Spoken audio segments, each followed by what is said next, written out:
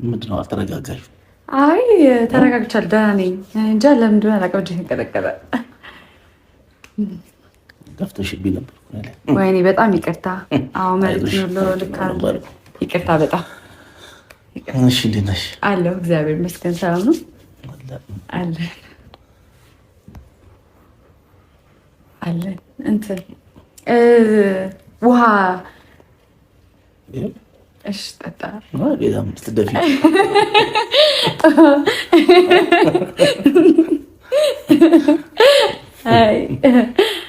አይ ጠጣ። እሺ እንትን ሙዝ ፍሩት አዘጋጅተን ነበረ። አትፈልግም? ችግር የለም። ተረጋጊ አንቺ እራስሽ ጠጪ እስኪ። እሺ እሱ ግን ጎደለ እውነት።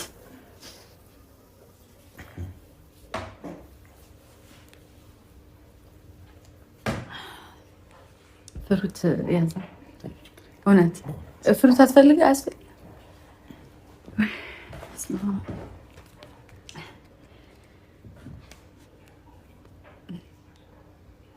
እና እንዴት ነው? አልተረጋጋሽም? አይ ተረጋግቻለሁ።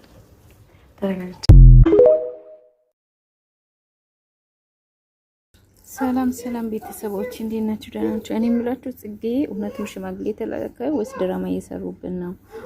ዳኒ ደግሞ ቀወጠ። እነሱ ሰዎች ምንድነው ጥል ብቻ ነው እንደሚያሳዩን? አልበዛም ጽጌ አልበዛም? ዳኒ ምንድነው? አይናችንና ጭቅላታችንን እንፈልጋለን። እናንተ ደህና ነገር ማስተማር ሲችሉ ገና ዛሬም ነገም ትጣላላችሁ፣ ትፋጃላችሁ ምናምን። አሁን ደግሞ ጽጌ እንዴት እንደሆነ አላውቅም፣ ሽማግሌ ተላከ ተባለ። እሱ ደግሞ አታገቢም ከኔ ሌላ ምን አይቀውጥ ነበር። እኔ በነገራችን ላይ እነሱ ልጆች ይቅርታ አድርጉልኝ፣ አይመቹኝም፣ ምንም አይመቹኝም። ደግሞ ማናት የአብርሽ ባለቤት ማናት? ሩታ ነው የሚለው። ሩታ ራሷ አትመቸኝም። ለምን እንደሆነ አላውቅም።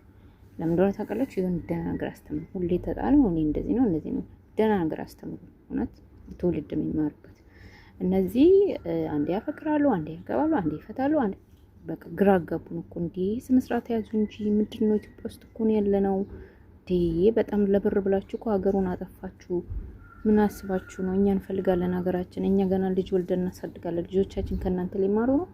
ልጆቻችን ደህና ነገር እንዲማሩ ነው የምፈልገው። እናንተ ግን ደህና ነገር የምታስተምሩ አላየሁም እስካሁን ስታስተምሩ ማለት ነው። ተጣሉ፣ ተፋቱ፣ አፈቀረች ምናምን በጣም ነው የሚያሳዝነው። እንዴ በእኔ በኩል ብትሆኑ እናንተስ እስቲ ምንድነው የተማራችሁ ከነሱ ሰዎች ንገሩኝ እስቲ። እኔ ከነሱ አንድ ነገር የሚያስተምረኝ ነገር ነው የምፈልገው። ትውልዴን ደህና ነገር የሚያስተምሩ ነገር ነው የምፈልገው። ሀሳባችሁን እስቲ